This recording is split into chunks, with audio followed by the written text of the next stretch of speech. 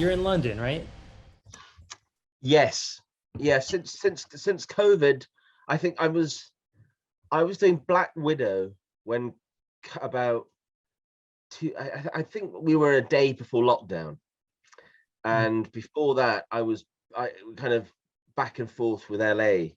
Every 2 months of every 2 weeks of every month. Yeah. So I was half and half.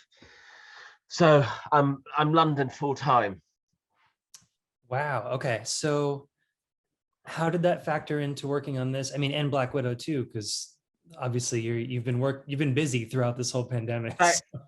Thankfully, it's difficult. It's weird. In one respect, it doesn't. I don't feel I am, because like nothing seems to get released, or if it does, it's delayed by Black Widow was a year and a half, I think, and then there's a film I've done called Rumble, which would have been 2 years. I just it's so strange, but I suppose that, everybody's used to, well, everybody's going through the same thing.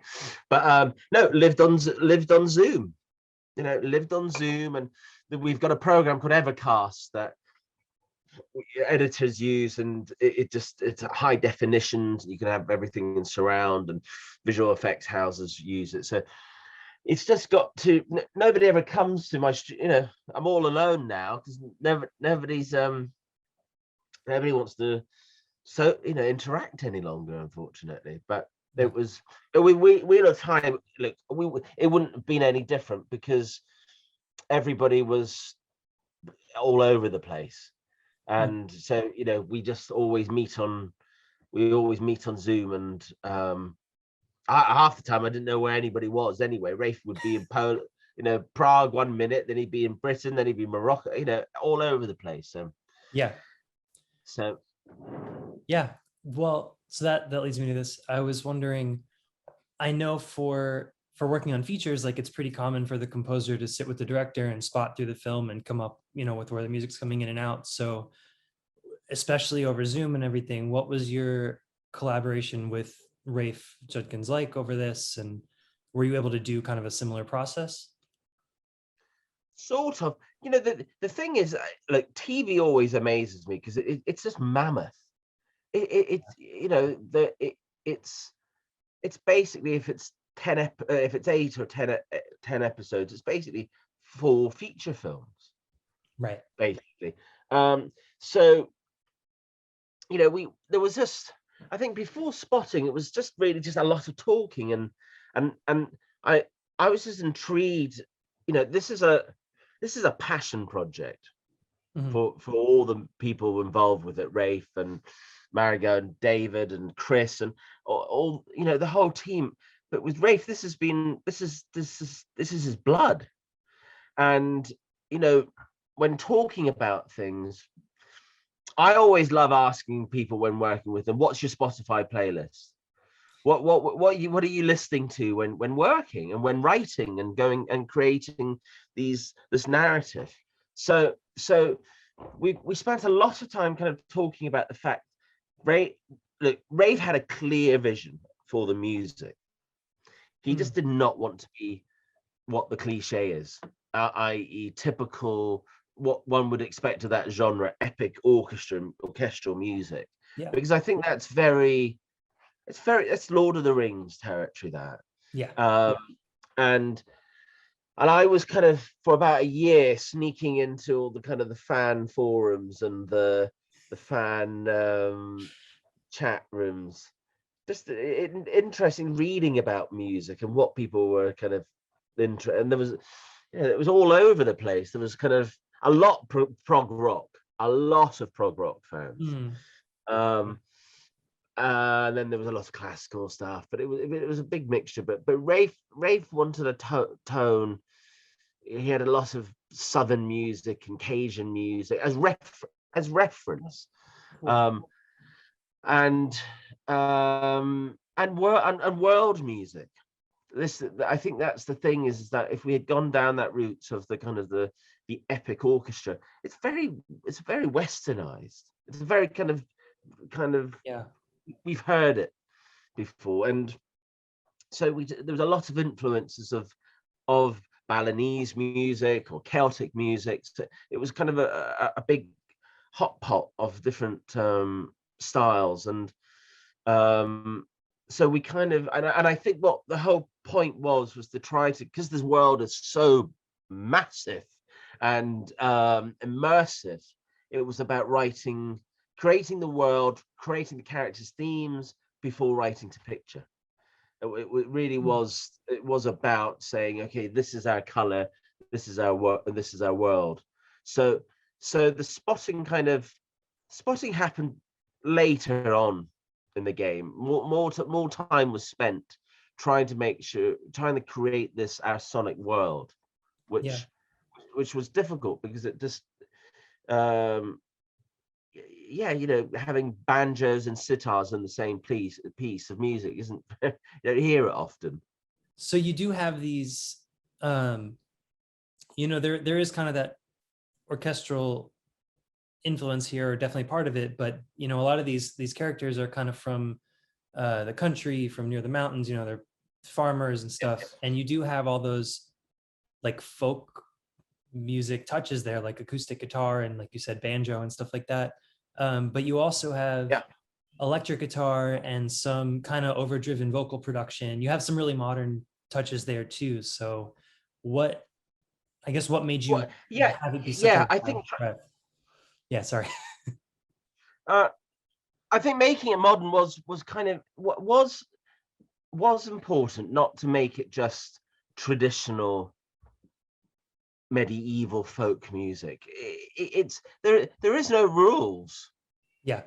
That's the way we kind of looked at it, and there's no reason why it can't have a modern drum beat underneath it. It's I think this was the kind of the exciting thing, that it was just not we had no rules really, and just wanting to make it. I'm a big fan of being able to, when you work in something that's literature based, I want to be respectful to the readers and the fans, because I am one of them. When reading it 10 years ago, we all create our own kind of soundtracks in our head. And it was the same with his Dark Materials. That was a kind of a sound. I had a soundtrack idea probably when reading it originally.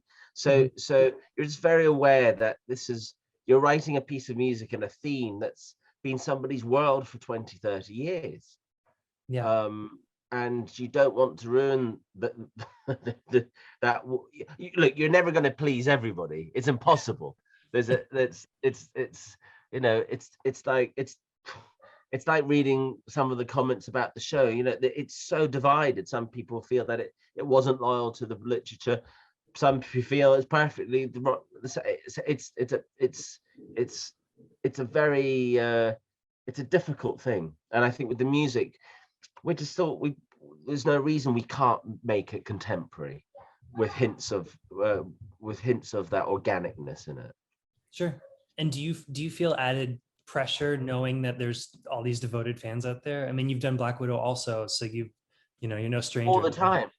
All the time. There's always pressure and feeling intimidated and feeling worried. And I think it's the same. It's the same when working on films.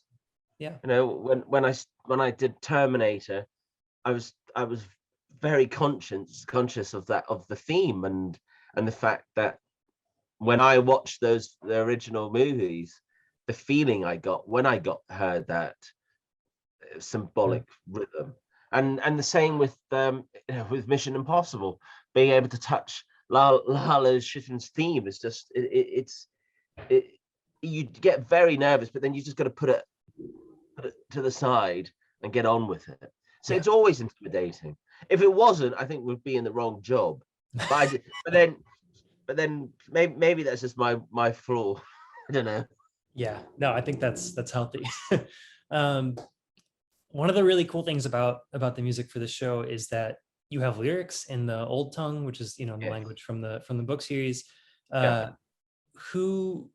Whose idea was that, and did you collaborate with anyone on those lyrics? Yes, it was my idea, And I should have thought twice about it, I think, because every word gets scrutinized and analyzed. It's I think when people, and then it's like, that's wrong. You've got a plural tense in it. So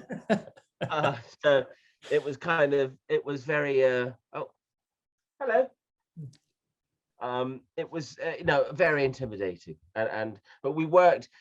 There was a fantastic language dialect and language coach on the show.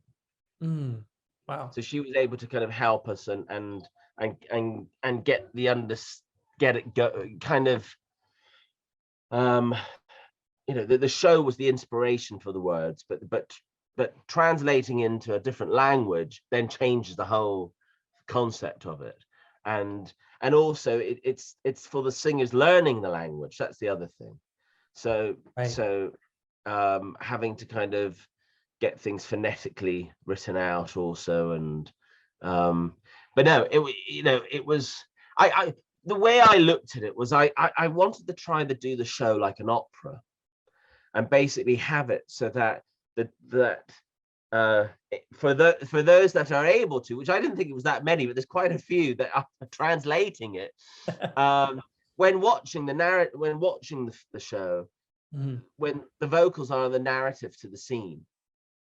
So the vocals aren't just random sentences. They're to do with actually supporting the storyline of the scenes. Sure. And the character's development. So it was kind of an idea of because I think normally with soundtracks we get a lot of kind of genericness, or there's no word, or just R's and O's, and there's no actual wording. Yeah. So with this, it was an actual narrative to all the scenes. And Michael, who works with me, he basically had a lot on his shoulders with going through the lyrics, because it was we knew one mistake and we'd be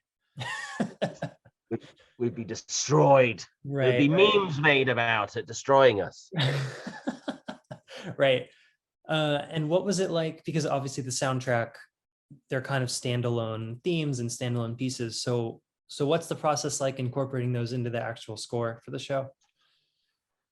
Well, it was, I think once each character or concept or theme was written, like the Trollocs, for example, we then kind of just started getting it into the temp, making our own temp score.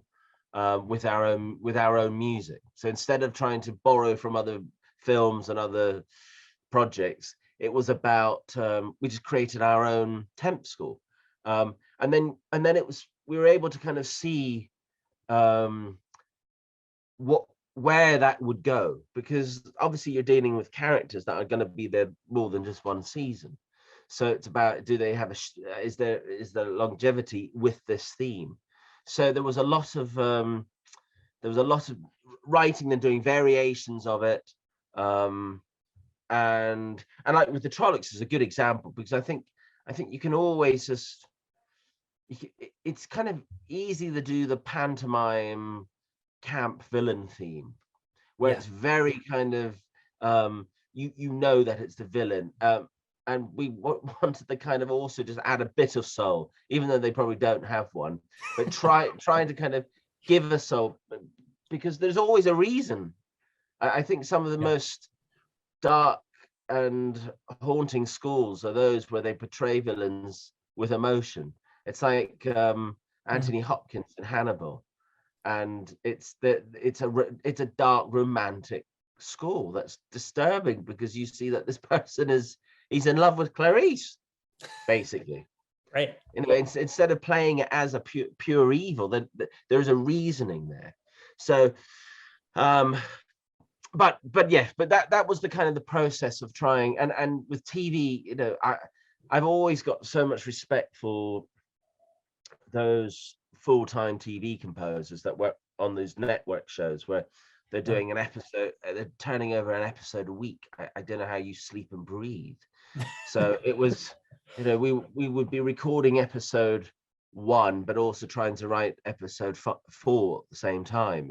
Right. It's so you just it's a big eye opener, and you need a good team around you and people that you trust to kind of get you through it. Right. Just a couple more quick ones and then I think we're good. But I was curious. I think you started out as a percussionist, right? Playing with the symphony. Allegedly. I didn't think I was. I think I was all right. I wasn't very good, but I enjoyed it. Well, so how do you compose the themes for something like this? Do you sit at the piano, or do you are you humming things? Like, how does it work? How I like to do it is I like to kind of print out and have next to me who the character is. Yeah. And just and if time is willing, spend days or weeks being able to kind of just try to immerse herself into that character. And I kind of write down keywords about them, characteristics, who they are emotionally, and basically kind of try to figure out that way who they are as a person, and then start writing their theme, and also what their own sonic identity. It's not always just about kind of a melody. I think it's because we've all got our own characteristics, and we wanted to kind of do some research and instruments also. There was interesting instruments we kind of discovered, like the Carnix, which is a Roman instrument, and mixing that with modern technology also, so we've got this kind of interesting hybrid. But it all starts. I kind of always say that my instrument's the computer these days. I sit in front of a computer. I wish I had the room for a piano. It would be lovely. And a roaring fire with candles everywhere. Right. But it's very much a keyboard and a computer, and just trying to figure out what is the soul of this character that we're looking at. And the great thing is, when you're doing something that's literature based, you can really just go down all these rabbit holes online and seeing how people how the audience also feels about them. Yeah, for sure. Okay, I'll ask you one more and then we're good. So you have a Grammy award for working on The Dark Knight, I believe. I know you've been Emmy nominated. How do you plan on also getting a Tony and an Oscar? Which is I think it's nominated. No, it never goes further than nominated anyway. So it's. I think even my son has pointed that out. Why does nothing ever say win? It says nominated. I guess what I mean is, is there something else you're working on right now that you're excited about, or are you just totally immersed in this right now? Or both? Well, I finished for the moment. So okay. So I won't kind of start probably until second quarter of next year, probably. But I'm fully I'm in the Mission Impossible world at the moment, so I'm fully immersed in that world, which is just it's just an honor to be able to kind of work on scenes where you have Tom Cruise doing stunts that I'd have an asthma attack just thinking about.